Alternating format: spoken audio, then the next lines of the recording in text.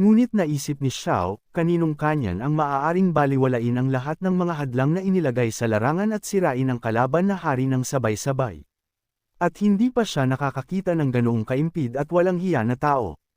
Ngunit biglang sinabi ni Lin kay Xiao na siya ay masyadong mahina at halos hindi niya ginamit ang ikasampu ng kanyang lakas at natalo na siya. Ngunit sinabi ni Xiao sa guro na upang mag-install ng isang siege machine, isang platform ang dapat ihanda at ang paggalaw nito ay limitado. Kahit ang isang 3 taong gulang na bata ay alam ito. Sumagot si Lin na ito ay isang hammer thrower, hindi isang siege cannon. Hindi ba ito gumagana? At bigla niyang naisip na dapat siyang lumipad palayo kasama ang mortar na ito, at si Xiao ay alam lamang kung paano sirain ang mga patakaran. Ngunit sandali niyang naisip kung ano ang isang mortar. At nakita ang mukha ng mga estudyante, sinabi ni Lin na tila hindi siya sumasang-ayon. Nagduda siya sa kahusayan ng kanyang madiskarteng sining. Sinabi ni Xiao sa guro na hindi maglakas loob ang estudyante na gumawa ng ganoong bagay. Biglang lumingon si Lin sa maliit na siya at nagtanong kung paano niya hinuhusgahan ang kanyang kahusayan sa madiskarteng sining. Sinabi niya sa guro na siya ang pinakamalakas at nakita ni Xiao na ang patay na daga na ito ay talagang alam kung paano manuyo. Pagkatapos ay tinanong ni Lin si Lin kung ano ang sinabi niya. Sumagot si Lin na isang grupo ng mga demonyo ang natuklasang umaatake sa lungsod sa ibaba. Ang sitwasyon ay kritikal. Naalala ni Lin na sinabi ng demonyo na ito ay isa sa mga dakilang lahi ng mga madilim na nilalang na orihinal mula sa isang sinaunang ipinagbabawal na lupain na tinatawag na Mingguan sa silangang rehiyon. Ang lugar na ito ang pugad ng maraming madilim na lahi.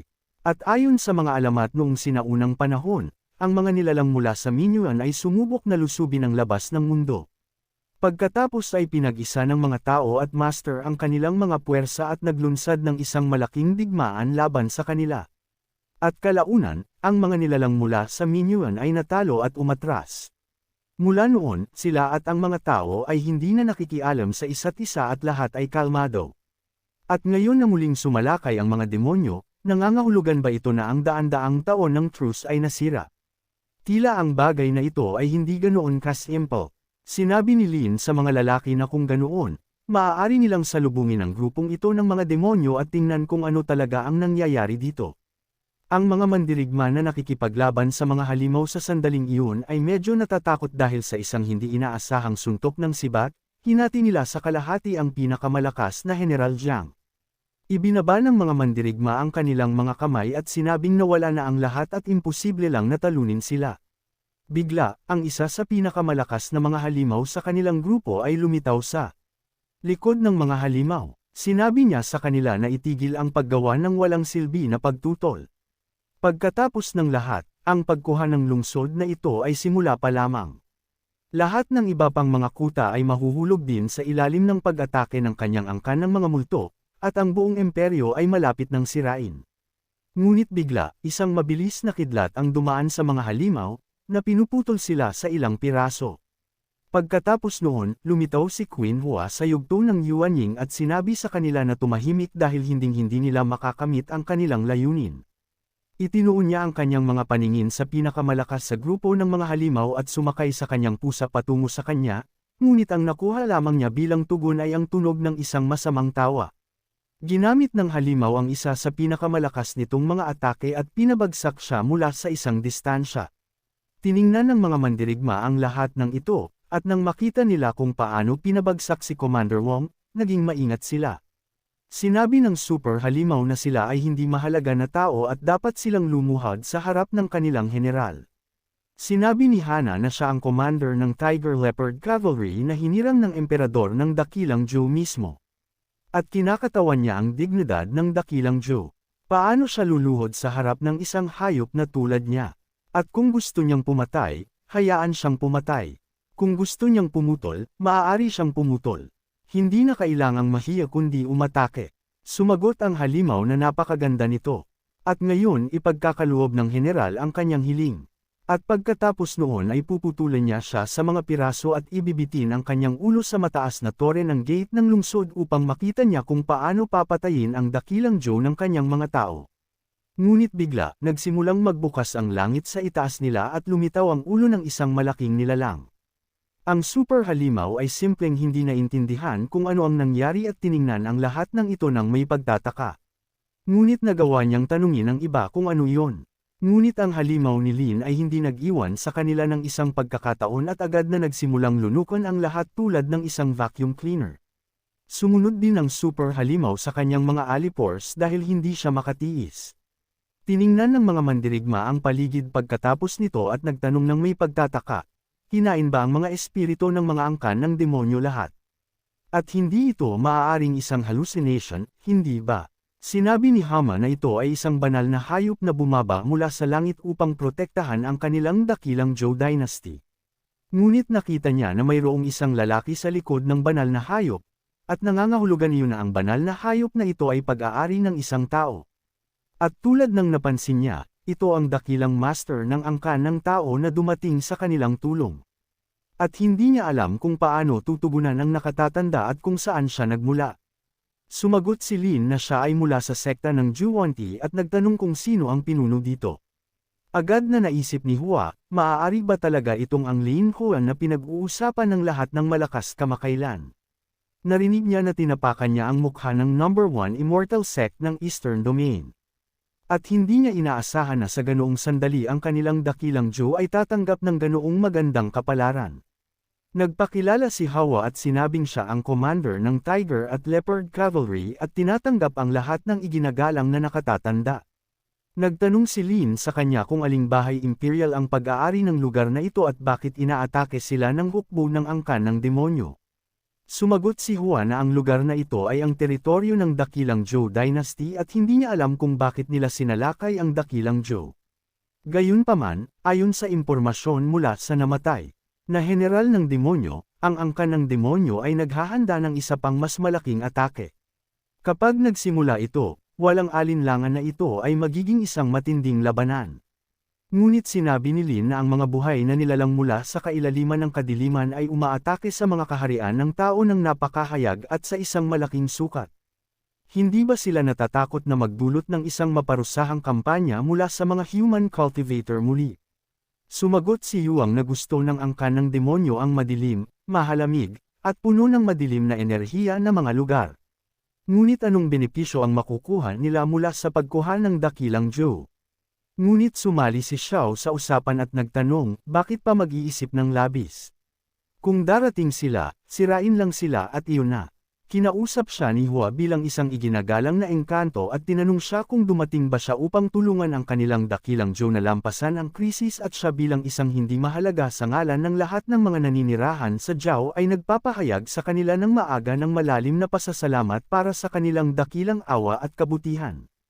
Naintindihan ni Yuan na ang kanyang nakatatandang kapatid sa pagtuturo ay tunay na isang likas na tao na nagdulot ng mga pagkakamali.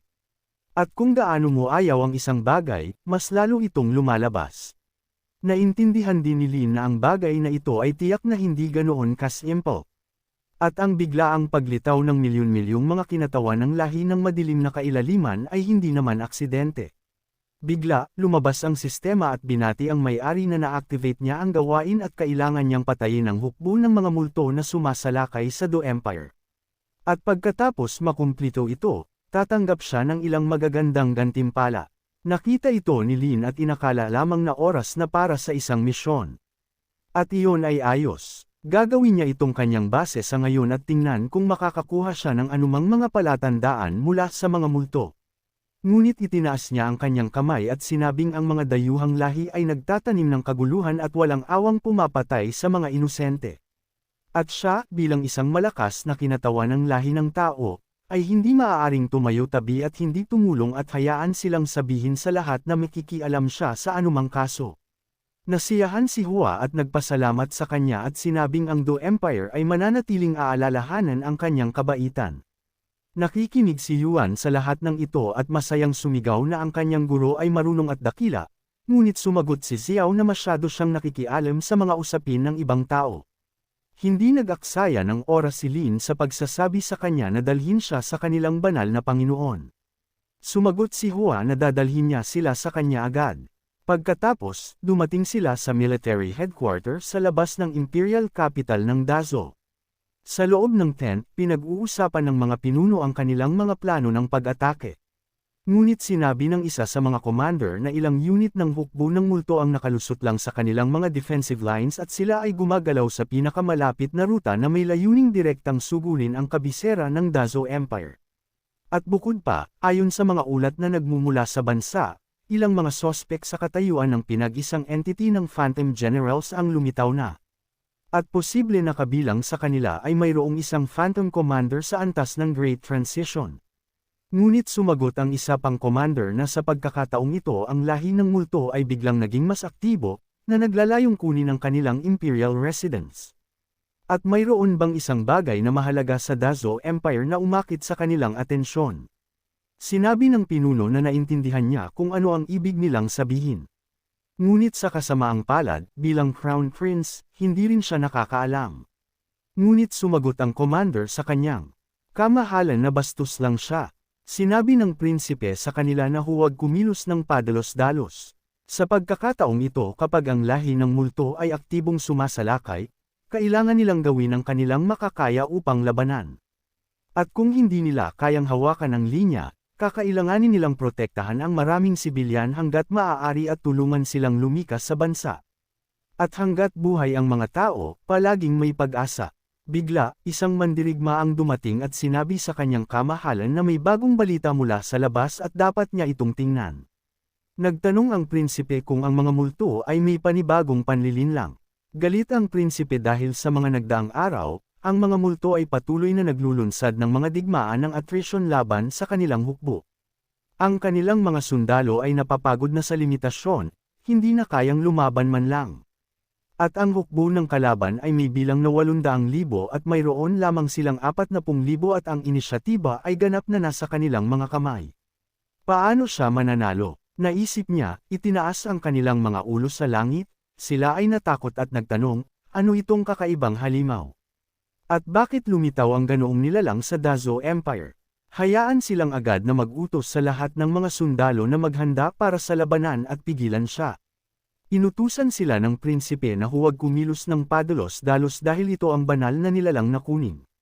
At bukod pa, nakilala niya ang commander ng banal na nilalang na ito. Siya si Wang Hua ng kanilang Tiger Leopard Cavalry. Nagulat ang commander at nagtanong, paano kinokontrol ni Hua ang ganoong banal na nilalang? Tumalon si Hua at sinabing tinatanggap niya ang kanyang kamahalan, at dinala niya ang master ng banal na nilalang, si Lord Ling, upang tulungan ng Do Empire na labanan ang hukbo ng multo. Narinig ng prinsipe ang kanyang pangalan at muling nagtanong kay Commander Hua at nilinaw na ito ang parehong puting buhok na mamamatay tao mula sa sekta ng Xuantian. Siya ba talaga ang master ng banal na nilalang na ito? Pumunta si Hua sa tainga ng kanyang kamahalan at sinabing maging maingat sa kanyang mga salita. Sa katunayan, siya ay isang napakamabait na tao at hindi kasing malupit tulad ng sinasabi ng mga tsismis. Narinig ng prinsipe ang mga salita ng kanyang subordinate at sinabing tinatanggap ng tagapagmana sa Dui Empire ang iginagalang na Ye. At nakita niya na nakita ng iginagalang na yan na ang mga tao ng Doji Empire na abala sa pakikipaglaban sa mga multo ay nabubuhay pa rin sa nakaraan nang sirain niya ang 18 na katatanda ng Yuahuamen.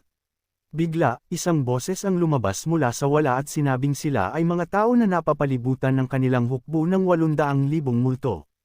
At kung sila ay matalino, kung gayon mas mahusay na sumuko at maging mga biktima ng kanilang lahi ng multo. Kinuha ng prinsipe ang kanyang tibak at sinabing ang mga multo na ito ay masyadong walang hiya. Ngunit ipinadala ni Lin ang kanyang mga disipulo sa labanan at inutusan silang harapin. Agad na sumang-ayon ang mga disipulo at lumipad patungo sa digmaan sa mataas na bilis. Nakita sila ng mga mandirigma at nagtanong kung sino ang dalawang ito na nang ahas na makialam sa hanay ng 800,000 multo mag-isa. Sinabi ng mga halimaw na nakakatawa na upang sakupin ang kaharian ng tao na ito na tinatawag na Do, kailangan ba talaga nilang gumamit ng ganoong kalaking puwersa? At narinig nila na ang ganoong mga imperyo ay karaniwang may suporta ng swerte. Ngunit sa anumang kaso, 800,000 laban sa 40,000 ang advantage sa kanilang panig. Sumagot ang berdeng halimaw na sa pagkakataong ito kapag ang daang tribo ng kanilang Shadow World ay nagkakaisa, ang kanilang lahi ng multo ay dapat na kumuha ng inisyatiba, at ito ay isang bagay ng kaligtasan at kasaganaan para sa kanilang buong tao. Sumang-ayon ang Lilang. Halimaw sa kanya at sinabing sa anumang kaso, ang pagbagsak ng mundong ito ay isang bagay lamang ng oras, at kapag kinontrol nila ang silangang rehiyon, maaari nilang gamitin ang kanilang mga karapatan upang makakuha ng ilang mga karapatan sa pagboto. Ang mga superdemonyo na nakikita ang mga tao sa harap nila ay nagsimulang tumawa at sinabing isang monghe ng tao ang dumating sa kanila at inutusan niya ang kanyang mga tao na tumahimik at huwag takutin ang pagkain. Kailangan nilang maghintay hanggang sa dahan-dahan silang lumapit. Tiningnan sila ni Yuang at sinabing kabilang sa kanilang 800,000 ang bilang ng mga nilalang sa antas ng body fusion ay napakalaki na hindi ito mabilang. Dati, marahil ay hindi man lang siya magkakaroon ng lakas ng loob na harapin sila. Ngunit maging ngayon, lumalabas na maaari siyang makipaglaban sa tabi ng ganoong mga natatanging talento tulad ng kanyang nakatatandang kapatid na si Hong. Ngunit sinabi ni Yu Yong kay nakatatandang kapatid na Xiao na ang kanyang mga kasanayan sa Taebaek ay hindi ganoon kagaling, kaya ipapakita niya muna ang kanyang mga pagkukulang. Hindi nag-aksaya ng oras si Yuan at agad na ginamit ang kanyang teknik ng Taebaek at tumakbo ng diretso sa karamihan ng mga halimaw. Like, comment, share, and subscribe naman dyan mga itudo. Maraming salamat po.